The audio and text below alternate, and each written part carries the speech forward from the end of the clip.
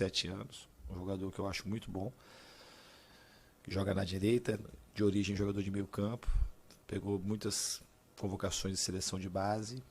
Às vezes o jogador não cai no primeiro momento no agrado do torcedor, mas ele passa por um processo de amadurecimento e também tem me agradado bastante o Calegari. Você perguntou em relação ao jogo também, né?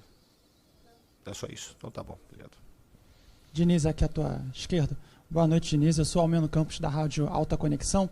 Eu quero te perguntar a respeito do Fábio, porque logo após que o Botafogo fez 2-0, o torcedor do Fluminense passou a vaiar o Fábio, a criticar o Fábio.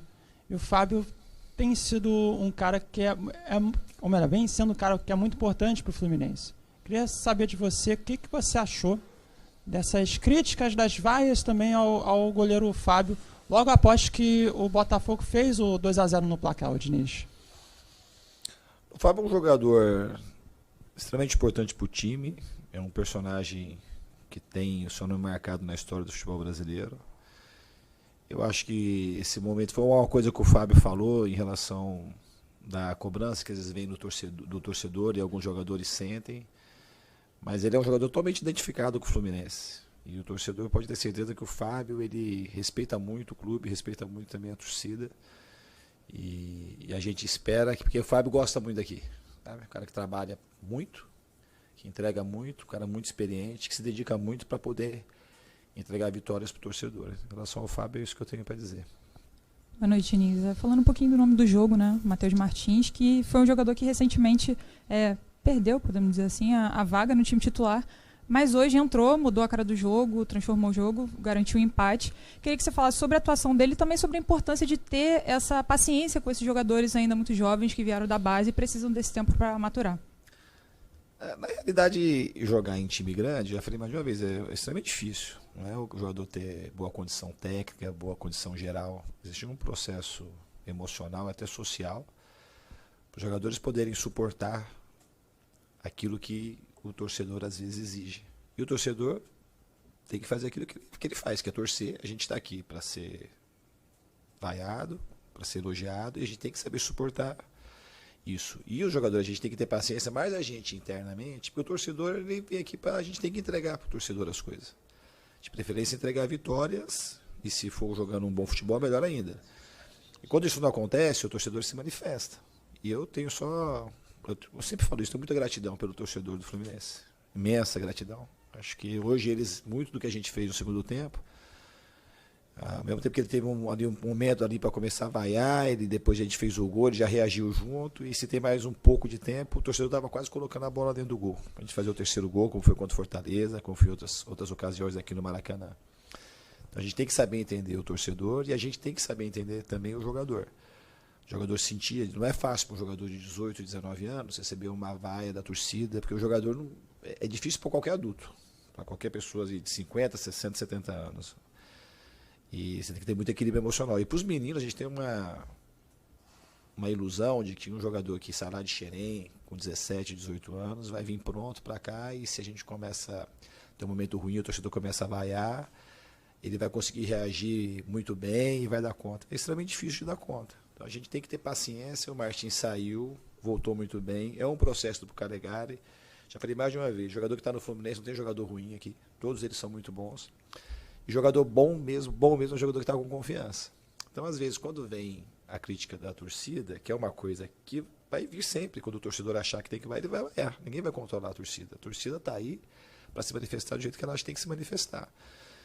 E para os jogadores amadurecerem, eles têm que passar por esse processo. Porque, infelizmente, a gente, às vezes, internamente, se perde naquilo que acontece lá de fora. E os jogadores precisam de respaldo, precisa de educação no sentido de emocional, de falar, nós estamos aqui, vai passar, como aconteceu com o Martins hoje. Mas o Martins podia ter entrado hoje e ter jogado mal, mas é o mesmo Martins.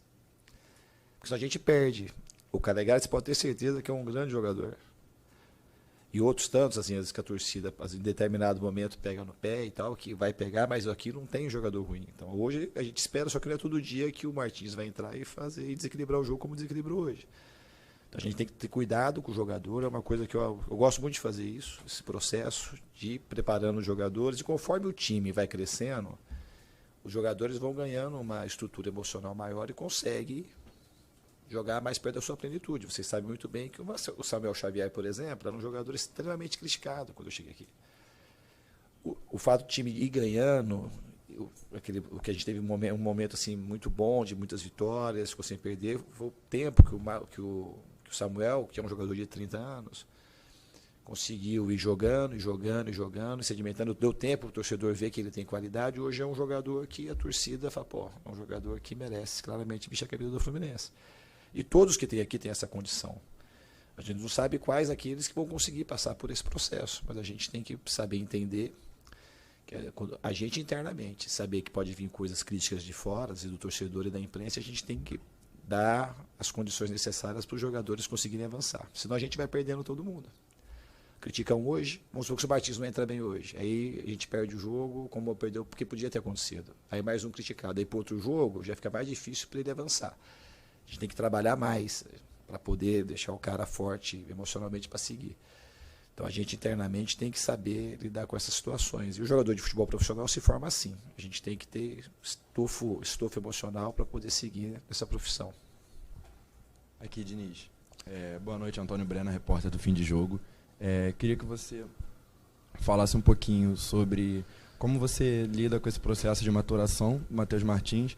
E há pouco tempo atrás, a comissão técnica elogiou bastante, por exemplo, o Marcos Pedro, né, nos treinamentos. Queria que você falasse também se pretende usar mais ele nessa reta final e também no ano que vem.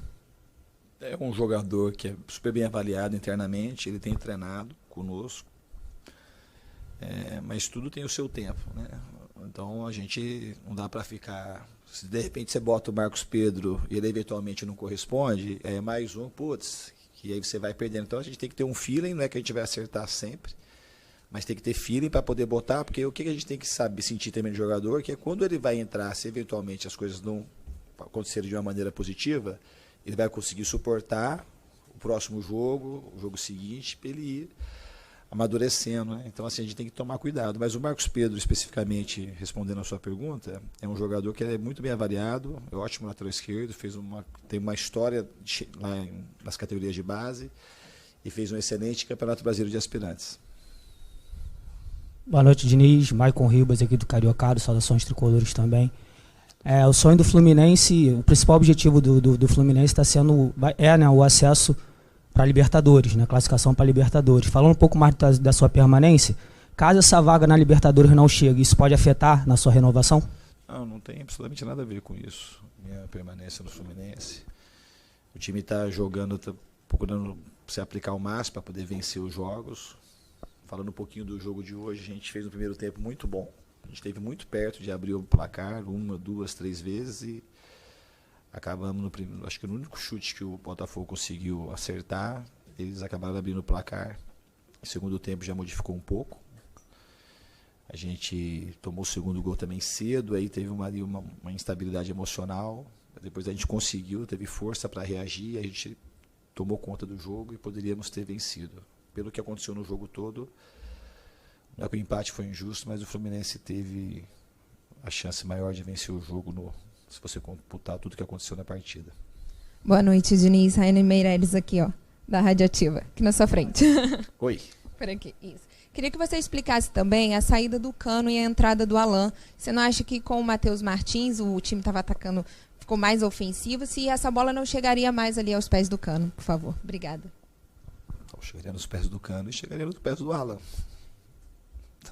Tanto um como o outro, o Alan é um jogador que entrou descansado, que está muito bem nos treinamentos, que é um cara que, assim, a característica do Alan também como o Cano é fazer muitos gols. Então tirei porque o Cano já estava um pouco desgastado na partida e senão a gente nunca troca. São jogadores, senão você não vai botar, então você nunca vai tirar um jogador que você tem outro jogador para poder botar no jogo. Então a finalidade foi pegar um jogador mais descansado, no caso do Alan, e ele entrou, se você tirar, ele não teve chance, claro, de fazer gol, mas provavelmente, se ele tivesse, ele poderia ter, de repente, feito o gol da vitória. Mas se você reparar no jogo, os movimentos que o Alan fez por fato de estar descansado, eram movimentos muito vivos, ele correspondeu totalmente àquilo que eu esperava, no pouco tempo que ele jogou. Aqui, Fernando Diniz, Max Pimenta da Sintonia Esportiva. Quarta-feira agora, aproveitando até a pergunta que o Maicon fez, quarta-feira agora tem um jogo decisivo, pela Libertadores. Não digo decisivo, mas um jogo fundamental nessa objetivo do Fluminense para conquistar uma vaga na Libertadores direto. E recentemente o Fluminense perdeu para esse adversário por 3-0, está certo, é um outro contexto, é uma outra competição, é uma outra aula, mas o Fluminense cometeu alguns erros naquela ocasião. Quase você acredita que os erros o Fluminense não pode cometer para realmente não voltar de São Paulo com a mesma derrota da outra partida? Como você mesmo disse, é um jogo completamente diferente daquele. Se você lembrar, naquele momento a gente tinha recentemente perdido o Nonato, perdemos o André para o jogo. O jogo ficou 1-0 até os 46 ou 47 do segundo tempo. E no segundo tempo a gente com chance, bola na trave, com chance clara de empatar. Então 3-0 naquele jogo não diz o que foi a partida. A gente tem que corrigir, obviamente, algumas coisas que aconteceram naquele jogo. Mas o que passa muito assim, para a gente ter uma coesão defensiva muito boa para jogar contra eles lá e jogar dentro das nossas características. A gente vai procurar fazer o melhor para fazer um grande jogo lá na quarta-feira. Diniz, Gabriel Amaral, Raiz Tricolor. No intervalo ali, a minha impressão, você não fez uma análise do jogo, né, como normalmente faz aqui na coletiva, a minha impressão era que o Fluminense jogava melhor, tinha mais chances, não tinha dado tantas chances de Botafogo, mas tinha tomado um gol num mérito do adversário.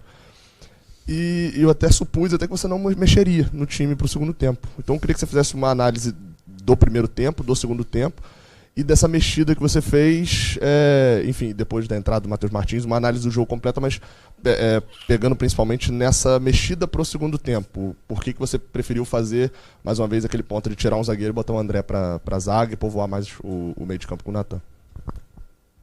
Poderia não ter mexido, mas se você ver a história do jogo, o nosso time atrás, ele não teve trabalho quase nenhum. A gente estava com muita posse, a gente precisava empatar o jogo e colocar mais jogadores do campo do Botafogo. Foi essa a ideia que a gente teve. Então, assim, o Nino e o Manuel estavam jogando, a gente estava a maior parte do tempo a gente com a bola e eles tendo que construir o jogo. Então, assim, o André constrói melhor o jogo, qualquer um dos dois zagueiros, e o Natan tem mais chance. A ideia foi essa, de atacar. Não é uma coisa assim que só mudar que deu certo. A ideia foi boa, como aconteceu lá na Vila Belmiro, por exemplo. E o time não estava jogando mal, concordo com você. Até pensei em não mudar. Mas também mudar era uma coisa que eu acho que nos aproximaria mais de tomar o gol. A gente não estava tomando quase nenhum contra-ataque. O gol do Botafogo foi um gol assim que a gente não pode tomar nunca. O segundo gol foi um arremesso lateral no campo de ataque do Fluminense, o arremesso do Botafogo. Então, no arremesso lateral a gente tomou o segundo gol, um gol totalmente evitável. E aí a análise tática, que é o que a gente se pega aqui para fazer, ela fica um pouco comprometida, porque emocionalmente o jogo muda muito. Uma coisa quando o jogo que aconteceu agora, Corinthians e Flamengo, por exemplo. O jogo estava de um jeito, daqui a pouco no segundo tempo parecia que estava uma ladeira. Emocionalmente o jogo virou tanto que parecia que só tinha um time com chance de fazer gol, que era o Corinthians, no caso, no jogo da Libertadores. Então o jogo teve uma mudança emocional muito grande. Quando muda muito assim, a equipe até conseguiu se equilibrar. O Botafogo teve mais um contra-ataque que podia ter feito o terceiro gol, mas de chances claras teve pouco. Mas a gente ficou um pouco mais aberto, porque o Martinelli, no caso, taticamente o que aconteceu? O Martinelli saiu um pouco, estava saindo da posição como se ele estivesse de segundo. E ali onde tinha que ter o número 5, estava sem ninguém, e ali estava caindo umas bolas, e a nossa defesa estava um pouco mais atrás. Então a mudança, para ter surtido mais efeito, o Martinelli depois corrigiu isso. O Martinelli tinha que ficar um pouco mais centralizado, e o André e o Nino andarem mais para frente, para o Tiquinho Soares ou o Carlos Eduardo não dominarem a bola naquele espaço que tinha ali.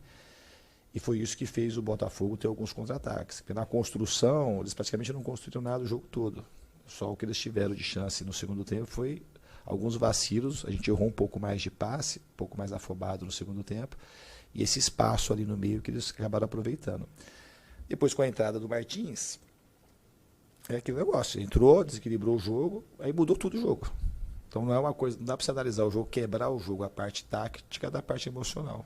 Aí virou o jogo completamente. A gente estava muito perto de fazer o terceiro gol e a gente não estava sofrendo com o Botafogo. Provavelmente se tivesse mais tempo, o Fluminense teria virado o jogo pelo aquilo que estava acontecendo até o momento que terminou a partida. Boa noite, Diniz. Aqui, sou direito. Vitor Lessa, Rádio Globo CBN. Diniz, teve um momento de oscilação, de queda do time, e como o futebol é um jogo atrás do outro, essa loucura, parece que durou muito mais tempo, mas foram uma sequência de 3 derrotas que vieram no espaço de 7, 8 dias, uma atrás da outra. E naquele momento ali, aquilo trouxe um peso grande, até no vestiário depois contra o América, você foi mais enérgico até do que já costuma ser, mesmo após vitórias, do tipo, se a coisa não mudar, eu posso não seguir com o trabalho. Eu queria que você comentasse como é que foi aquele momento ali, E como você fez com que o time pudesse reagir para agora se recuperar daquele momento de queda. E o que está faltando, só para finalizar, para a sua renovação de contrato, já está participando do planejamento para 2023, o que está faltando para acertar aí? Obrigado. Obrigado. Então, Lécio, até bom você ter tocado nesse assunto, porque você teve uma informação lá de dentro, mas a informação ela está incompleta, assim, não foi isso que aconteceu do jeito que você colocou. O que eu falei assim, a única coisa que eu falei foi assim, que eu tinha entregado tudo naquele momento e a gente não tinha conseguido reagir. Só foi isso que eu falei. Não falei em nenhum momento eu vou entregar o cargo, não falei absolutamente nada disso. Quem estava dentro sabe. Se tivesse falado, também falaria, não tem nenhum problema, mas não foi isso. Não foi isso que aconteceu. Eu só falei assim para os jogadores que a gente tinha entregado tudo que eu podia naquele momento, que a gente precisava reagir. Só isso. E tinha uma tristeza muito grande, foi um resultado que machucou muito, por causa da sequência, e não foi o resultado do América especificamente. O que desencadeou isso, o futebol tem uma normativa que a gente é lá em Minas, vai jogar contra o Atlético Mineiro no Mineirão, então se perder é normal. Perder nunca é normal. A gente tem que perder os jogos que a outra equipe merece ganhar. O América mereceu ganhar aqui, e lá se a gente joga no nível que a gente poderia jogar, a gente tinha vencido o Atlético Mineiro no Mineirão, porque aquele jogo, primeiro tempo, se vocês lembrarem, a gente jogando abaixo, porque a gente pode, a gente teve um gol anulado, fez mais 2 chances claras e o Atlético Mineiro estava naquele momento um time assim com menos confiança do que o normal, porque está passando um momento difícil. E a gente não soube aproveitar aquele momento. E para mim, isso eu falei para os jogadores, a gente acabou pagando um preço depois de não saber aproveitar aquele momento, que foi difícil a derrota para o Corinthians, a gente conseguiu fazer um movimento de subida que é super complicado fazer, a equipe conseguiu fazer. A coisa mais difícil do grande time fazer é quando desce, é saber subir. Então a gente soube subir do jogo do Corinthians, logo imediatamente no Clássico, depois jogamos bem contra o Juventude aqui, e o time tinha que continuar, independente de ganhar, perder ou empatar, a equipe tinha que continuar num nível de performance, de entendimento de que é importante fazer o nosso melhor, para a gente conseguir avançar o mais rápido possível na competição. A gente não fez isso contra o Atlético Mineiro, então a gente pagou um preço ali, né? Aí fomos jogar contra o Atlético Goianiense, a equipe fez um jogo muito bom no primeiro tempo, até 15, 20 minutos do segundo tempo. Aí a equipe, daquele jogo também virou muito emocionalmente, tivemos a chance de fazer o terceiro, o quarto e até o quinto gols naquele jogo, antes de tomar. Aí tomou o gol de empate, e aí emocionalmente também o jogo ficou complicado, a gente acabou perdendo. O time acabou perdendo. E aqui contra o América começamos muito desligado. Jogo contra o América Mineiro, muito desligado, que a gente não poderia entrar, não foi por causa do segundo tempo. No segundo tempo o time jogou bem, o time saiu, o América continuou pressionando, a gente saiu praticamente todas as pressões, tivemos chance de fazer gol, e acabou que a gente não ganhou. E aí fez um grande jogo do Avaí, o time voltou, e hoje fez um grande primeiro tempo. Então não tinham queixas hoje para falar do time em termos de comportamento. Esse primeiro tempo foi perto do melhor Fluminense que a gente tem, que a gente sempre teve. Só que a gente não conseguiu marcar, como o próprio Amaral fez aí as colocações dele. E aí os caras tiveram uma chance, fizeram um gol, o jogo muda. Então o Fluminense está num processo, vocês sabem aqui, é tudo um pouco mais difícil, que a gente hoje concorre pela vaga, pelo título, que não dá mais, que a gente até um determinado momento foi sonhando com o título e pela vaga da Libertadores, com um time com orçamentos muito maiores que o Fluminense, mas muito maiores. A gente tem que fazer uma análise assim dessa expectativa do que você tem. E o dinheiro, num futebol que é do mundo capitalista, o dinheiro quase sempre faz muita diferença. E é assim no mundo inteiro. O City é o City porque lá tem uma porrada de dinheiro. Ele contrata o melhor treinador e contrata os melhores jogadores. Ele contrata o Haaland. Já é bom, saiu o Gabriel Jesus, contrata o Haaland. A gente vai perdendo essa noção e acha que todo mundo está na mesma página. Não está na mesma página. Um orçamento de 24 milhões, se a gente pensar, não pode comparar com um orçamento de 6. Mas, assim, o Fluminense a gente contrata por causa da história do Fluminense. O Fluminense é um gigante do futebol, enorme. Só que hoje o Fluminense tem uma folha de 6 e o Flamengo tem uma folha de 24, 25 e os outros. Então a gente tem que lutar muito para a gente o trabalho e fazer um trabalho muito diferente, com todo mundo muito empenhado, para a gente conseguir competir contra esses caras. Então, nesse sentido, o Fluminense, racionalmente, é um time que merece ser enaltecido. Muito pela campanha que está fazendo. A gente tem ficado aí sonhando com o título, ou perto, ou assim, dentro das vagas da Libertadores, praticamente há muito tempo já que a gente está nessa fase aí, nesse grupo lá de cima, né? E em relação a uma outra coisa que você perguntou, da minha renovação. Da minha renovação, todo mundo sabe que eu tenho um carinho especial pelo Fluminense. Eu tenho uma conexão muito diferente com o torcedor. Tenho mesmo, assim, tenho. Tenho um negócio dependente de ganhar, perder, empatar. Todo o time vive de resultado, assim, mas tirando esse negócio de resultado, tem uma empatia que ela é verdadeira, que eu sinto. Então, assim, a gente tem uma tendência e as coisas estão andando, assim, tem a eleição do Mário também, a gente não sabe quem vai ganhar a eleição. Então, a gente, assim, eu estou mais focado agora da gente terminar o melhor possível do que especificamente na minha renovação. Mas, assim, a gente tem um entendimento das coisas aqui do Fluminense, é um lugar que eu adoro estar. Diniz, boa noite, Marcelo Neves, Jornal o Globo. Voltando um pouco no início da coletiva, porque você tocou no assunto, mas falou muito rápido e acabou mudando. Mas se você pudesse falar um pouco mais sobre o poder de reação da equipe. Foi feita a primeira pergunta, você acabou não desenvolvendo tanto. Eu acho que hoje, assim, o poder de reação mesmo, assim, aconteceu muito, se a gente for analisar friamente, por conta da qualidade individual do Matheus Martins. A gente não estava jogando mal, a gente estava com a posse, só que assim, ele entrou e já fez a jogada do pênalti, depois já fez mais outra jogada importante, logo depois já saiu o segundo gol. Então a entrada do Matheus, da maneira como ele entrou hoje, foi determinante. E o meu time não estava jogando mal, a gente estava precisando de alguma coisa diferente que o Matheus Martins acabou entregando pra gente. Depois que a gente fez o gol de pênalti, aí não só o Matheus que jogou bem, o time já cresceu, a torcida veio junto. A torcida acabou sendo um fator preponderante para a gente conseguir empurrar o Botafogo, fazer o segundo gol e ter possibilidade até de ganhar a partida. Só para encerrar a última, o Diniz. Tudo bem, Diniz, ali na Star e TNT Esportes. A minha pergunta era mais ou menos no caminho do Lessa, mas você já deu uma explanação bem boa sobre isso. Então, eu vou dar um outro direcionamento para ela.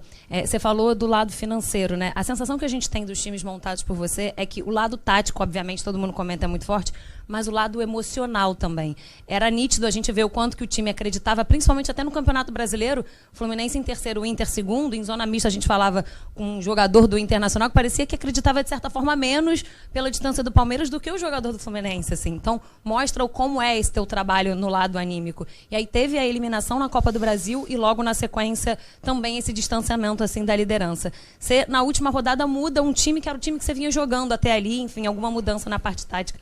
Nessa reta final, você acha que o maior desafio para essa vaga na Libertadores é esse lado emocional? É esse jogador que estava confiando muito e que agora não tem mais esses títulos para confiar? Eu acho que tem a ver sempre com o lado emocional, tudo na vida, não é só futebol.